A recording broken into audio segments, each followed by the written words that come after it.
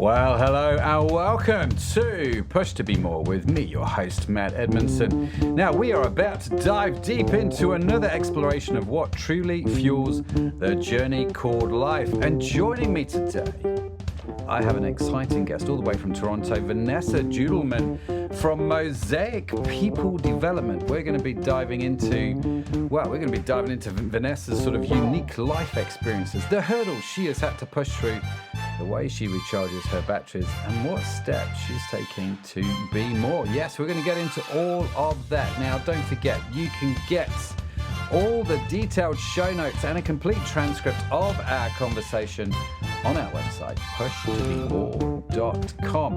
And whilst you're there, if you haven't done so already, why not sign up to our newsletter? It's a simple thing to do, and we just send you all of the show's insights, links, and goodies direct to your inbox, absolutely for free. That is super cool. So make sure that you do that. Now, this episode is proudly powered by PodJunction, the magic behind the scenes. Now, if you're a regular to the show, dear listener, you will know that Orient Media is normally the sponsor of this show, but they've had a brand change. Oh yes, a change of name to something that's a bit more easier to say on the podcast. So PodJunction is their new name, and they let entrepreneurs and business leaders like you and me amplify our voices by hosting our own podcast. But why? Why would you want to do that? Why would you want to own and host your own podcast? Sounds nuts. Well, let me tell you, my podcast journey has been nothing short of transformational for my business. I get to connect with and meet some incredible people all around the world, just like Vanessa, today's guest. Get to have some great conversations. It's given me a platform to celebrate my customers, my team, my suppliers, and it's had a ripple effect far beyond what I could have imagined. But I get it. The technical stuff can feel daunting. Setup, distribution, getting the tech right, all the reasons why we don't want to do a podcast. It seems like there's a lot going on, and I definitely do not want to get tangled up in production. Did that, done it, don't want to do it again. And that's where PodJunction steps in. They're the backstage crew that makes sure your show goes on flawlessly. You get to do what you love, engaging with incredible people, and PodJunction takes care of all the nitty-gritty details. So if you've been wondering whether podcasting is the missing piece to your growth strategy, check them out. Have a conversation with them. Find out more at podjunction.com. Now, that is the show sponsor. Let's talk about today's guest, Vanessa Judelman, the dynamic president of Mosaic People Development, boasts 2 decades of experiencing shaping inspiring leaders. As a speaker, a facilitator, and a certified executive coach, she says a practical knowledge and leadership and approach which has been honed through her own leadership journey to empower her clients. Vanessa has transformed countless doers into confident, self-aware, team-focused, and strategic leaders, making her a very sought-after consultant for organizations like Campbell's Soup, the United Nations, and Hello Fresh, which is, it's quite an impressive name. And on that word, hello, Vanessa. How are we doing today? Hello, Matt. Great. How are you? Good. I saw when we were going through the sponsored thing there that the camera just did it just fall off the computer? Is that what happened? Yes, my camera had a moment. Right when you don't want it to have a moment, it has a moment, right? It had a moment. It was all ready to go, and then it had a moment. So we're going with the flow. That's well, at least life, we're back right? now. You know, it's a good metaphor. We're talking about ups and downs in life right now, and sometimes life has a moment too. So it's a good metaphor, Matt. It's a very good metaphor. Yeah. Well, we'll get into that, Vanessa. You know, the moments. We'll call them camera-like moments. But before we get into that, let me ask you my favorite opening question. As you know, as I said, the podcast is sponsored by PodJunction, the podcast guys, really. And I'm curious, if you did have your own podcast, and you could have anyone as a guest on the show, past or present, that's had a big influence on your life, who would it be and why? Well, I am a leadership consultant and coach, and I have been thinking about one of the best leaders that I've ever had, that I've worked with. And I would have to say Claude Lamoureux. I worked at a pension plan in Toronto for many years. And this leader was incredible. He was first of all, he was very low key. Hmm. So he made a lot of money. He was very strategic, made a lot of money. He took the subway every day. So he could have been Wow. driving a fancy car to work. Nope, Mm. he took the subway. He had such a growth mindset. So one of the things that I'd always talked to him about was reading and books. And he was fairly close to his retirement when I was working in this organization.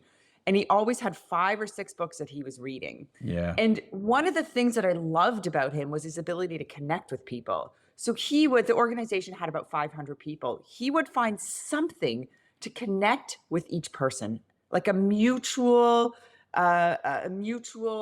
activity, or so for us, it was books. Mm. So he would say, "Oh, Vanessa, what are you reading right now?" And I'd bump into him in the elevator, right? And I remember one time we were talking about the level 5 leadership book. And I said to him, "Oh, Claude, you are just such a level 5 leader." So the level 5 leaders really empower their people. They really, it's all about team first. And he said to me, "No, no, no, no, no. I really am not. It's really about my team." And so even his response was such a level 5 leaders are filled with humility, right? So Mm. even his response was so filled with humility. So many characteristics of a great leader that he possessed. And that's why I would interview him, because I just love the way he approached his leadership as a CEO of a very successful firm. That's super cool, isn't it? The sort of the people that you meet in life who are hyper successful, but they're hyper inspirational at the same time. And actually, as odd as it sounds, it's a rare combination, because I think sometimes people can be very successful, but yeah, well, you just don't want to be like them, do you really? But there are some people who are successful and you go, no, actually, I think there's a lot I can learn from you. And I love that. But is being low key, is riding the subway then something? I'm curious as to why you pick those things out. What is it about that sort of makes you go, I'd really chat to him some more? I just love that he was so humble. I mean, he was so brilliant. He won so many awards. He grew the organization to a level of tremendous success. And I just love that he was so humble. Mm. I just admire that so much. And I just love that his ability to connect with people. And you know what it is also? This is quite rare that people have the ability. There's sort of this continuum that I talk about with leaders, from task to relationship. And a lot of leaders are very focused on task, and some are actually on the opposite end of the continuum, very focused on relationship. And Mm. what I love about this leader is he had that balance. So Right. on one end, so task focused, very driven, objective driven organization, held his people to very high standards. Yeah. And on the other hand of that continuum, that ability to connect with people in a Mhm. very authentic way. And I just love that. I love the task relationship continuum, the TRC, as it shall now be known henceforth. Whenever you can use the word continuum, I just think it's awesome. So the task relationship continuum is a great name, and it's an interesting thing with leadership, isn't it? I'm sort of sitting here listening to you talk and think, actually, that's quite an interesting observation. That are we predominantly task focused leaders, or are we predominantly relationship focused leaders? Um, and how actually trying to find the balance is quite a, I guess it's quite a Yeah. And difficult thing to also, do. yeah, and also, actually, the more senior you become in an organization, the more important that relationship side becomes, Mm. right? So things like coaching and getting results through others, and empowering your executive team to, really connect with their people and solve problems with their team instead of micromanaging. So, I work with a lot of tech firms, and a lot of their CEOs are quite young. Mm. So they just don't have that experience. They tend to be very, and also if you work with someone, for example, whose background is engineering, they tend to be very focused on task and the bottom line. And that's sort of the Mm. work I do with them, is really uh, dialing up that relationship side. So what were some of the things that you would look for in that? I mean, how would I go from, or how would I as a leader make sure that actually my relationships are strong? What would be some of the key things that you would bring into that? Well, I think that there's certain skill sets that you have to develop. So one is coaching. Hmm. You have to really be able to learn how to coach. You have to be able to have critical conversations with people. You have to learn how to give feedback. Um, so there's really those leadership skills that people aren't taught. That's the thing about leadership. People get Yeah. promoted into leadership roles, but they're never taught how to do it. Yeah. So there's so many requirements of leadership that, people when they look at other leaders, that's sort of their role models. But often those leaders are never taught those forms of leadership either. So Yeah. sort of, who are your role models? And so it's really important to learn. When I teach coaching, for example, we talk about um, how to have formal and informal coaching conversations, how to run accountability meetings, how to get people to solve their own problems. Most leaders don't know how to do that, and that's such a core component of leadership. Yeah. It's interesting when I asked you what's one of the key core components of leadership, how would I bring that relationship side into it? The first thing you talked about was coaching, how every leader needs to be good at coaching. Um, and I'm thinking of the leaders that I know, and some of them are exceptional, and some of them are not. And it's interesting that was the first thing that you sort of, because a lot of people would go to different things. These are the requirements for leadership. You've got to be visionary. You've got to be this. You've got to be that. I've not heard many people go straight to coaching, Vanessa, and I'm curious why you went straight there. Leadership is very complex. There's many components of leadership. So sure, you need to be strategic, you need to be visionary. I like to break it down into three components. I mean, certainly coaching is one of them, but you have to know yourself. Mm-hmm. That's the first sort of pillar of leadership. You have to be able to manage your team, and you also have to lead your business. Mm-hmm. So that know yourself piece is really around self-awareness, growth mindset, understanding my strengths and weaknesses, being able to build high trust relationships.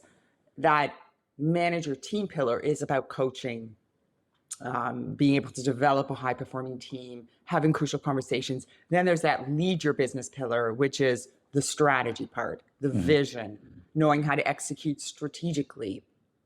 Strategy is a great and a very important part of leadership. Most leaders don't know what strategy means. I mean, there's three parts of strategy, right? You have to think strategically. You have to be able to plan, execute strategically. You have to, there's different components of strategy: thinking, planning, and execution. So many leaders don't even know what the three parts of strategy are. So yeah, that's how I like to sort of break it out into those three pillars, because there's so many important parts of leadership. Yeah. Yeah, I totally agree. I think leadership, and part of me thinks actually at the moment there's a bit of a leadership vacuum. Certainly in some of the organizations that you see, and it kind of explains in a lot of ways why companies sort of explode onto the scene, but explode is probably the right word. They're kind of there and then they're gone. Whereas I read books like Jim Collins' book, Good to Great. And was it him that talked about level 5 leadership? I can't remember where that came from, but it's interesting reading books like that where where companies have been around a long time, and actually a core component of that is successful leadership, right? Oh, 100%. Because, culture, if you think about organizational culture is how we do things around here. So it starts at the top, right? So if you have a leader who, like Claude Lamoureux, who I mentioned before, who is visionary, strategic, relationship oriented, very values driven, it trickles down throughout the organization. If you have a leader who, and there are many leaders who are strategic and innovative and control freaks and rude and disruptive, that value trickles down within the organization, right? So yeah, leaders set the tone. That's why leadership is so important. Yeah, no, very powerful. All good stuff. Vanessa, let's go back to the camera moment. In other words, where there's ups and there's downs, just like your camera to the sort of. I'm curious for you then. you've got a really interesting resume, and you've worked with some incredible leaders. But from you personally, what are some of the big challenges then that you have faced in life? I mean, that you've had to overcome, stuff that you've had to push through. What would be top of your list? Oh, for sure. I mean, there's so many. I think that I've been running my business for 12 years, Mm, and one of the reasons I started my business was a nightmare situation that I had with a boss, actually. So mm, I have had two maternity leaves, and the first one was great. I had an amazing boss. She was supportive. I came back. The second maternity leave, while I was on my maternity leave, a new boss entered the organization, right. and she was a nightmare. Okay. So I've been at this organization for 5 years, and was really, a star performer. I got my full bonuses, and I got raises, and I got promotions, and it was going really, really well. And the leader that I had during that time was very, again, like objective driven, but so kind and caring, and really pushed you out of your comfort zone. And I love that about her. This new leader was a nightmare. So I came back to an organization. She took away all my responsibilities. She would scream at me in front of Oh, wow. people. Wow. I remember, this is hilarious. I remember one time we had a meeting where we had to sync up all of our folders on the internal drive, and everybody had to have the same folders with the same title. I'm like, wow, like, is this why I went to university? So someone could micromanage me to the point of, you Mm. know, organizing my like, she was such a micromanager. And it wasn't a good fit for me, Matt. No, no I kidding. went Yeah, from, yeah. yeah, I went from really like a high performer to someone who was kind of depressed, and I Mm, didn't want to come into work anymore. mm, And it's funny when I tell people, I share the story with people, and I say, how many people have had this experience before? So many people put up their hand and say, me too. mm, Right. And so I had to exit the organization. I had to leave because I couldn't come into work every day. mm. And, that experience was so soul sucking at the time. But I'm so glad in hindsight, these experiences, Yeah, you're yeah. always glad in hindsight that you Yeah, yeah, had them. yeah. I'm so glad I had that experience in hindsight, because it really solidified my passion for the work that I do. That Yeah. I don't want anyone else to have that kind of leadership experience that I had, where I went from a high performer to someone who was depressed and disengaged and didn't want to come to work in 5 months. Yeah. That's quite a turnaround, isn't it?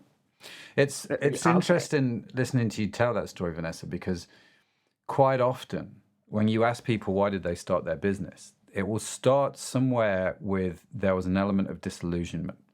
Mhm. Something happened that should, and I'm smiling because I have exactly the same story. Why am I in business? Because several years ago, I remember sitting in the office of the company I was working for was bought out, and um, the person that bought the company and it became apparent to me quite quickly, for whatever reason, he didn't like me.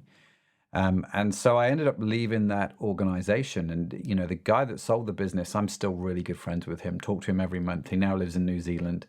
And we remain pretty close. He's a great guy. Actually, you talk about a leader that's really great at coaching. And so he's always stayed a mentor, right?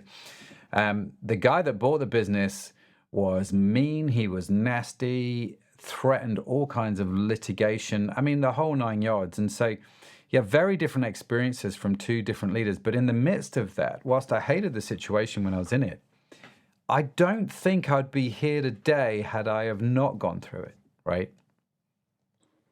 Absolutely. Absolutely.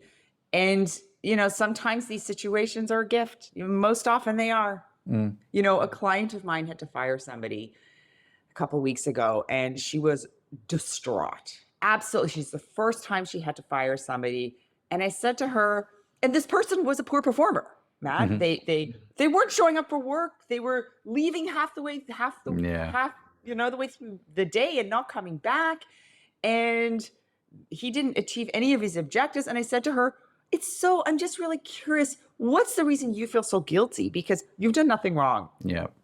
right? It's part of your job, and he doesn't like his job. So you're actually by letting him go, giving him probably the biggest gift of his life, Yeah. because he's going to find something else that is a better fit for him. This job was Yeah. not a good fit for him.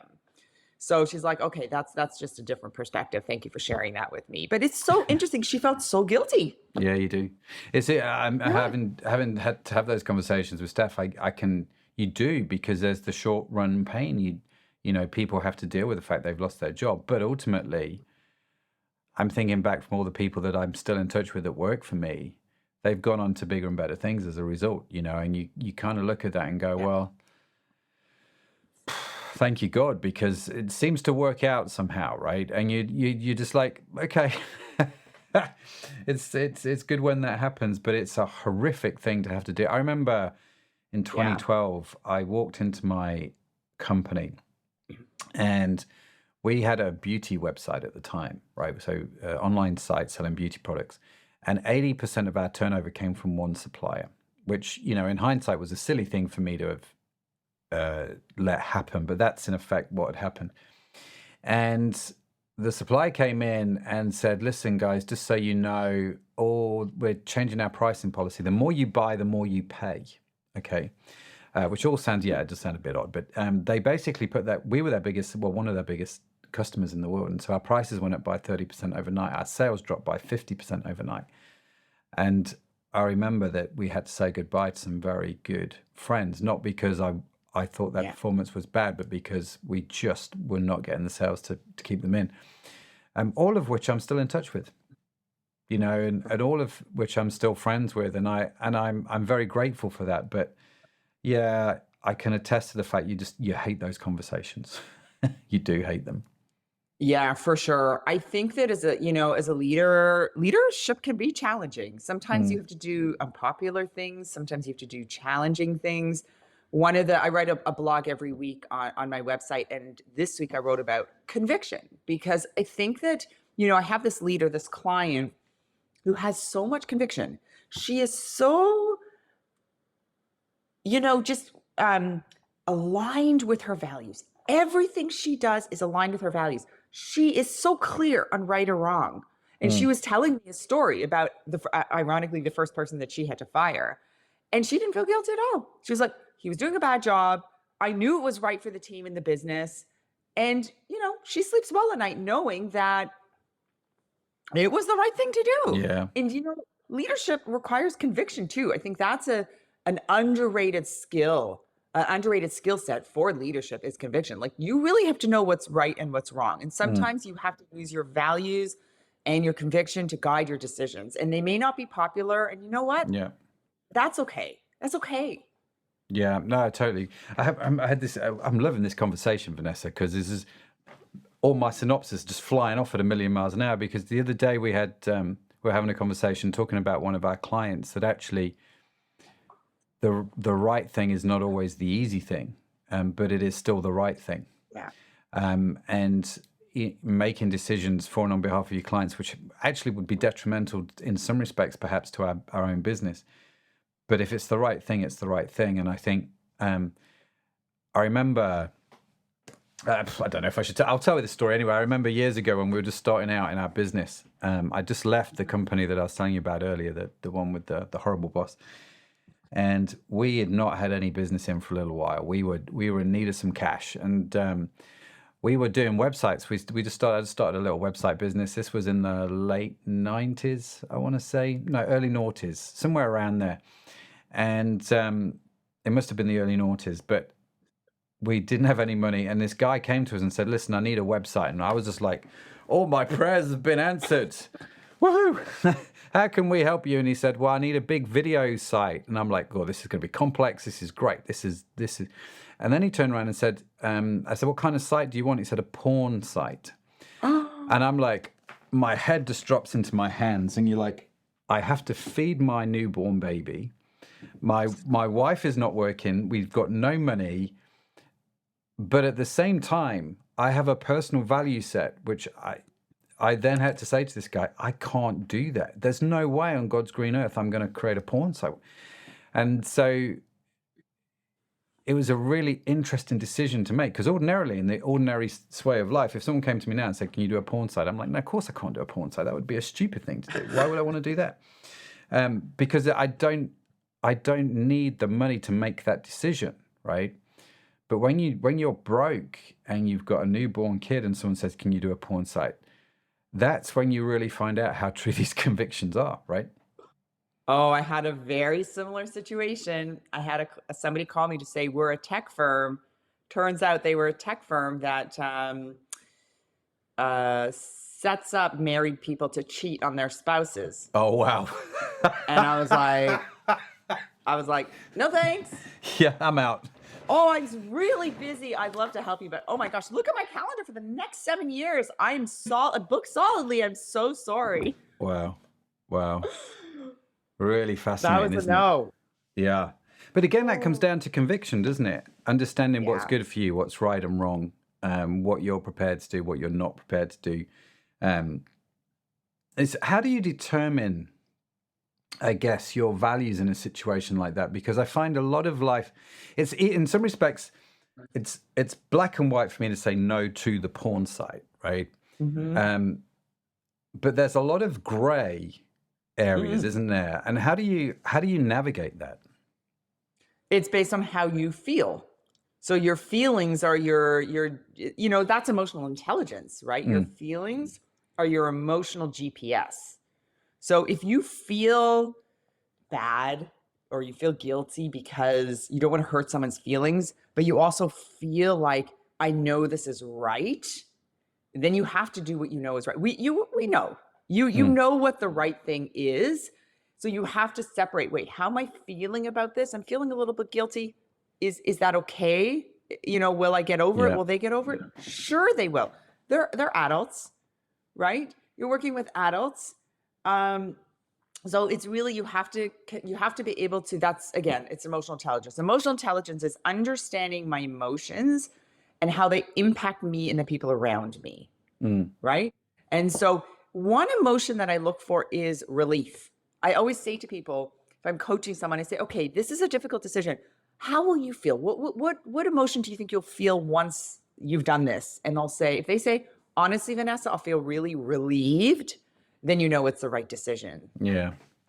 That's so very relief powerful. is a really good, I think if you look at sort of the emotional scale of like, will it make me feel relieved or more joyful or more happy or more content versus more stressed, more anxious, right? I always have that line about, positive versus negative emotion. Not that there's nothing wrong with negative emotion. There's nothing wrong with stress. I mean, there's good stress that motivates you. There's stress in a job that makes you know, okay, wait, maybe this isn't the right fit for me. So there's no judgment on good or bad emotion. It's just listen to it. It's your guidance system for your life. Yeah, just be aware of it. It's so like totally true. I mean, the amount of times where I've gone, I don't know what the right decision to make is. So I just make a decision and then I know if that's the right decision or not. Yes. It's a really powerful thing. Because of what? Is it because of how you feel or what? I'm curious. How do you know for yourself? Again, that sense of conviction, that gut feeling, emotion, that inner voice, that whole side of things, that the peace, I suppose, that comes with making these complex decisions. But even if it's a bad decision, there's still something I think I still know that, right? I think sometimes I put off making a decision. This is one of my problems. Because I want to make the right decision, you end up making no decision and you sort of get paralyzed going round and back and forth. So it's just a trick that I've learned, actually. Make a decision and then see how you feel about that, right? And notice what's going on, and then you'll know if it's the right decision or not, and whether you need to undo. Oh yeah, for sure. Controls. I do like old-fashioned pros and cons list. That helps me. Like, what are the pros? What are the cons? And somehow when you write things down and see them on paper and get them out of your head, because I think we can get into that spiral of analysis paralysis. Somehow just writing it down makes a big difference. Do you journal? No, I don't journal, but I do blog once a week. So I do enjoy writing. And what sort of things do you blog about? I blog about leadership. Okay. And do you use it as I'm just kind of curious because you were talking about writing things down. Is when you blog, when you write things down, is that a mechanism then for you to just sort of learn to just put on paper things that you're sensing, feeling, or is it much more simple than that? For me, blogging is around it's always around learning and growth. So Mm, I learn so much from my clients, right? So, when I was talking to this client around conviction, I just had a light bulb. I was like, wow, this is such a rare quality, this mm. conviction. And so I'm like, I'm gonna blog about it this week. So I just get inspired by the people that I work with because I work with incredible people. That's really cool. I love that. Yeah, it's I so suppose cool. blogging is a form of journaling, isn't it? In a lot of ways. Indeed. But the act of writing something down, I think it's one of those skills that certainly with the advent of ChatGPT, the ability to write content is becoming less and less required, right? So, but the very act of writing something down is insanely powerful for you, just for your brain and just for processing. I don't Yeah. get all the science, I'm not going to lie, Vanessa, but I just know that for me, it's a great thing to do. It's wonderful. Yeah. It's like even writing a to-do list. Like you'd be surprised how many people don't write a to-do list. We're getting into like the tactical parts of leadership. I teach people how to manage your time and priorities all the time. And I'll often say, okay, hands up, how many people in the room write a to-do list every day? And 50% of the people put their hands up. The rest of Yeah. them keep everything in their head. Oh, no. Right. And so we talk about you have to write it down. You have to find Mm, whether you write it on paper, put it in your phone, whether it's yeah. electronic, paper-based, it doesn't matter. Get it out of your head. And just that activity alone relieves so much stress. Oh, yeah. I remember there's a friend of mine, he's passed away a few years ago. And he when he died, he was a billionaire. I mean, you would say he was definitely successful. And one of the pieces of advice he gave me, which I thought was really interesting, was he said, when you go to bed, you have a notebook by the side of your bed. He said, because what happens is when you can't sleep or when you wake up in the middle of the night and something's on your mind, write it down. You write it down because one, you'll either forget about it, or two, it will keep you up the rest of the night if you don't write it down. He said, either way, I'm going to write it down and I'm going to sleep well the rest of the night. And I just think it's been such a really great practical piece of advice, just that book by the bed. I mean, it's a phone nowadays, isn't it? But either way, it works. I do that too. It's great. Yeah, very good. So I'm curious, Vanessa, right? You do a lot of coaching with a lot of leaders. And you've mentioned, you help them do things like task management, time management, figuring out their value set, how to make complex decisions, and so on and so forth. I'm kind of curious, though, if I could reverse this, and let's say, not me, because I don't think I'm particularly good, but let's go with me. Let's say I'm the coach for Vanessa. You just called me up. We've just made an agreement. What sort of things would you and I be working on for you, do you think? If you were my coach, Yeah. what would be my goals through coaching? Yeah, Well, just, that's a good question. yeah. Yeah, I love to set goals. I know some people, not everybody likes goals, but I love to set goals.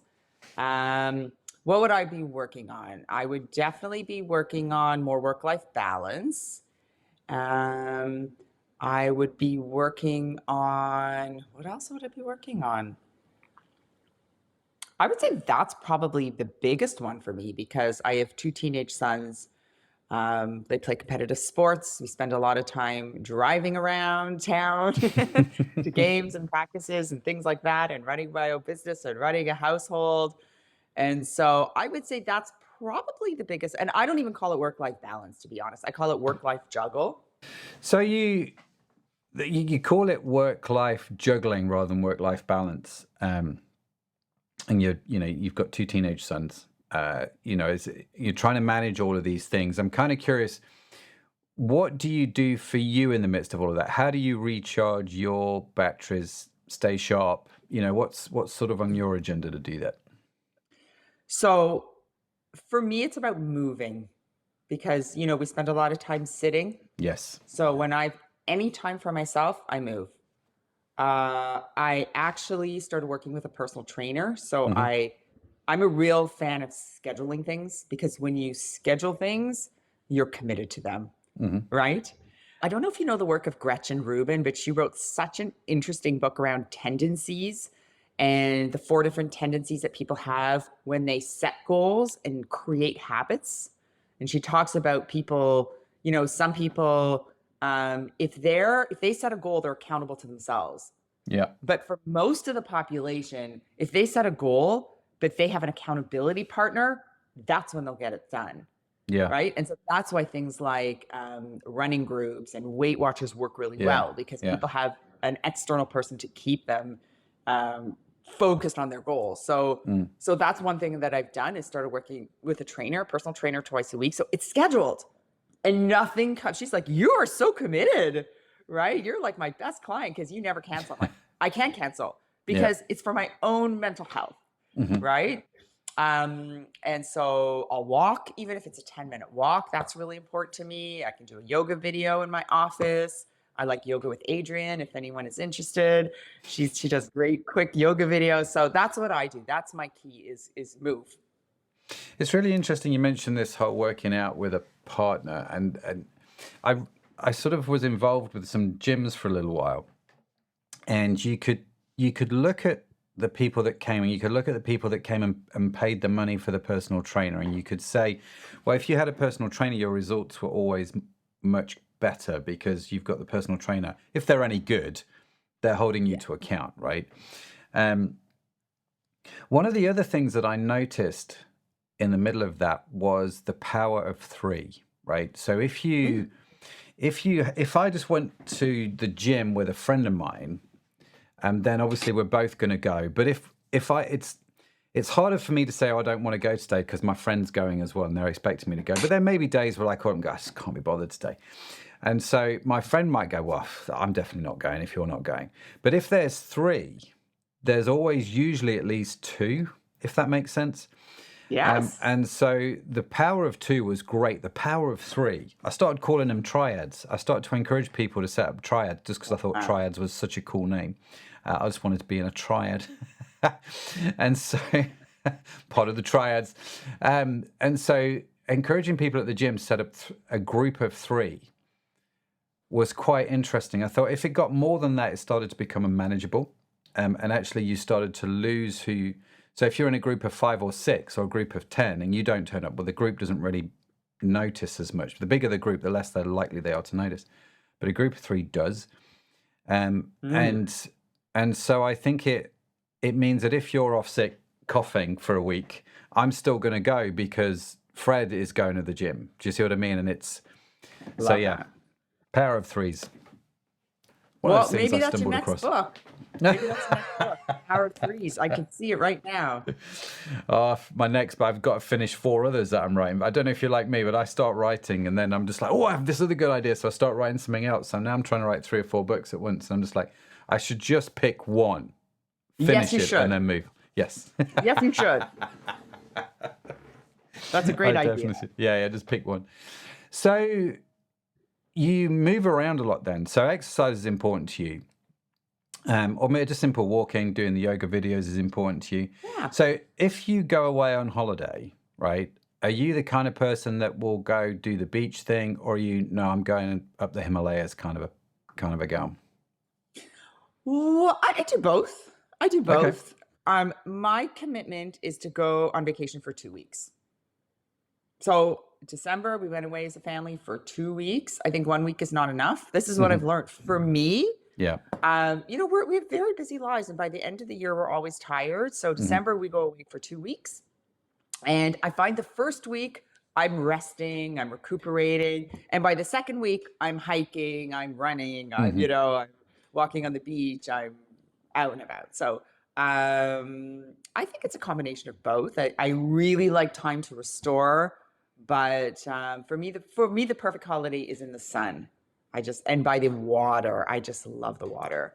So it has to be a combination of both. Okay, that's interesting. So where's your ideal holiday location?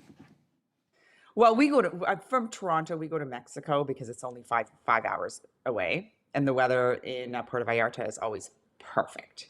Right. So is this a sort of the same, you go to the same spot, or do you try different spots? No, you found a formula that works. Right now, I would say for another few years while my kids are still teenagers, my oldest son is 17, my other son is 15. The reason we like this resort is because it's got a lot of stuff for teens to do. Hmm. So they play beach volleyball all day and they're just do their own thing and they're very independent. So they love it. So they have a Right. great time. And Very good. so, it's kind of centered around the kids still, but I'm thinking this year maybe at Costa Rica. Why Change it up a venture bit. out? Why not? Right? Why not? Yeah, Do venture something out a different. little bit. Normally, this time of the year, I have not managed to do it this year. We were around sort of February time in the UK. As you can imagine, it is grey and miserable, and no one wants to be here. And so I'm going usually somewhere to the southern hemisphere. So normally, Yes. pre-COVID, I would be in New Zealand, that part of the world. This time of the year, I just love it down there. And then this year, my wife and I were going to go do the Israel thing, go visit the Holy Land, never been, thought, oh, we'll go. And of course, we're not, it's all been cancelled. So I'm sat here in grey, cold England, but, grateful for it at the same time. So you go to Israel. It's incredible. It's incredible. Yeah, I can't wait. We're due to go October now. Whether we end up going or not, I don't know. You maybe gets cancelled again. Who knows? We'll wait and see. But Yeah. I was so looking forward to that trip. But we'll wait and see. So what does growth look like for you? You're you like the growth mindset. What does more look like in the context, especially of this sort of work-life balance? What does that look like for you? Well, growth to me is really about challenging myself. That's why I'm an entrepreneur. Mm-hmm. A lot of people say to me, Vanessa, you've run a successful business for 12 years. How have you done that? And I say, because I like challenge and I like growth and I like to try new things. So whether it's, related to fitness or work-life balance, work-life juggle, or whether it's related to my career, for me, as an entrepreneur, I always look at my business from a growth mindset and think about what's working and what's not. Mm. So during COVID, we all had to, think about that a lot. We moved our business online. For example, I used to have workbooks for my training program that were in binders, and now we put everything on this incredible learning management system.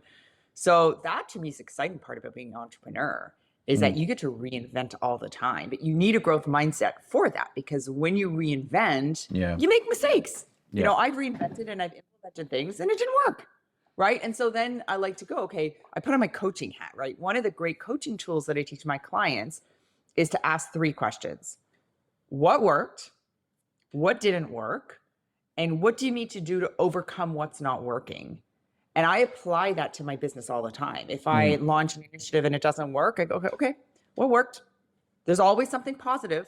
Yep. What didn't work? What do I need to do to overcome it? So that's how those 3 questions keep me in a really growth mindset and keep me moving forward.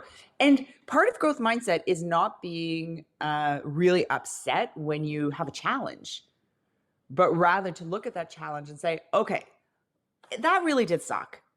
I'm gonna just admit that sucked. And nobody wakes up in the morning and says, I want a huge challenge today.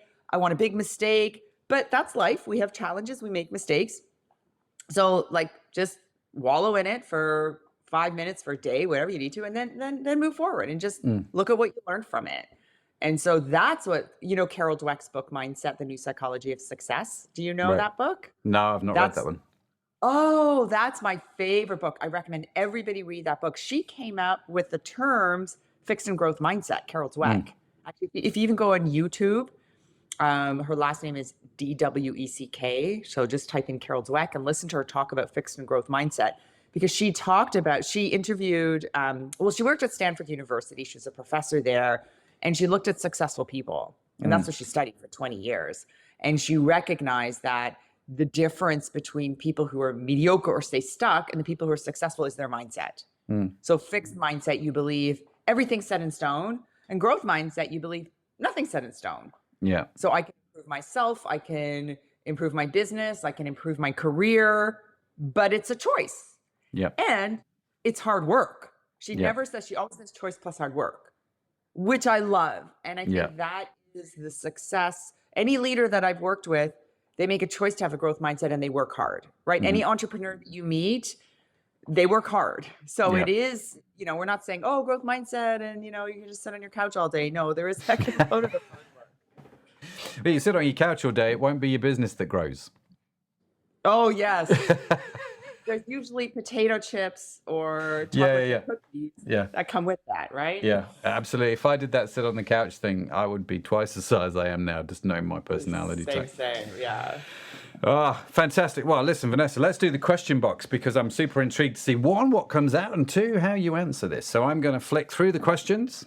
You're going to tell me when to stop. And stop. Okay. This is fairly straightforward question, I think. Have you ever traveled on your own? I have not. Seriously? I have never, ever traveled on my own. Maybe I should. Nope. Have you traveled on your own? Oh, yeah, I have. Yeah, what do you like about it? It's interesting because I've traveled, or I've gone around the world. I've been very, very fortunate, very lucky, very blessed to have seen a lot of the world. And a lot of that travel has occurred doing work around the world. And so I will go and work with clients in New Zealand, for example. So I'll go to New Zealand, down to New Zealand, and I will work down there for a few weeks. But whilst I'm there, I will take time to go see the country a little bit. And because my wife always, she always wanted to be with the kids. And so was always like, well, you go on the trip and I'm going to stay here kind of thing. Now, our kids my two oldest kids are now at university. My youngest is like 2 years away from uni, less than that actually now. So we're now starting to, like, going to Israel would have been me and my wife. We're starting to travel a little bit more, but it's not something I do necessarily intentionally. Like, I don't say to my wife, I want to go traveling, you're not allowed to come, because, well, she would stab me in the head for one, and I think probably quite rightly so. But I have traveled by myself because of circumstance. And actually, last year I traveled, and I'm doing it again this summer. I'm speaking at an event over in the States, going to an event in Dallas in the summer to speak over there. And last summer, I couldn't wait to get on the plane because no one could bother me for 6 hours. And it was just wonderful. You just reminded me, I've traveled a lot on my own for business. There you go. I do it all the time. I've been to Sydney, Australia for a client. I had a client that flew me to London, England. So I was there 4 times last year. So I have traveled on my own. When you asked me that question, I really thought in terms of personal travel, but I do plenty of travel, fly out from Toronto to Vancouver all the time for work. And I'm very happy to tag an extra day on and walk around Vancouver by myself, or I love London. Walk around London by myself. So I have traveled on my own. You're right. Thank you for reminding me. Well, I think it's interesting. I think, are you the kind of person, if you're going to travel, like when I go to New Zealand, for example, not when I go to London because I don't care about London, but I've been there so many times. For me, it's a little more exotic. Yeah. But if I go, say, to New Zealand, then there's not a non-stop flight from the UK to New Zealand. And so you always end up, there's a layover somewhere. And so I make sure that whenever I do a layover, it's always in a different place. And I'll spend 4 or 5 days just looking around that sort of place, just because I'm there. I may as well. I've sort of flown halfway around the world to get to this place. Do you do that? Or are you like, no, I'm going straight there and I'm coming straight back? Oh, no. I'm like going straight there. No. If I'm on a mission, I want to go straight there. No dilly-dallying in between. No dilly-daddle. Well, I like to dilly-daddle. I'm not quite sure what that says about me. So does my husband. He likes to dilly-dally. So next time I'll travel with him. Yeah. Just enjoy the scenery a little bit. Yeah, absolutely. Just enjoy. It's really interesting. For me, travel is as much about the journey as it is about getting there. And I have to be honest, wherever I go in the world, I love to go and stay with people that I know. Yeah, rather me too. than stay in a hotel. And so I guess I'm traveling by myself, but I'm not by myself because I'm staying with friends. Yeah. It's that kind of thing, isn't it? But yeah. Excuse me, I'm coughing now. Vanessa, if people want to reach out to you, if they want to connect with you, maybe find out more about your coaching services, what's the best way to do that? Sure. My website is Mosaic People Development. It's actually mosaicpd.com. And I also have, so yeah, check out my website. And you can also sign up for my blog. It's amazing. I write it once a week, every week, and you'll learn something new about leadership. And it's always inspired by a real life situation that my clients have. There's also, I have a URL you can go to called yourleadershipresources.com. And there's some free leadership resources there that you can download. There's an assessment that you can take. Lots of great tips and strategies that you can apply right away on the job. So that's another place that you can go if it's helpful for you. Fantastic. Just one more time, that URL, yourleadershipresources.com. You got it. There you go. It's like I remembered it. What's that all about? We will, of course, link to that in the show notes, which you can get along for free with the transcript at pushtobemore.com. Or if you sign up to the newsletter, they will be straight in your inbox when this episode comes out.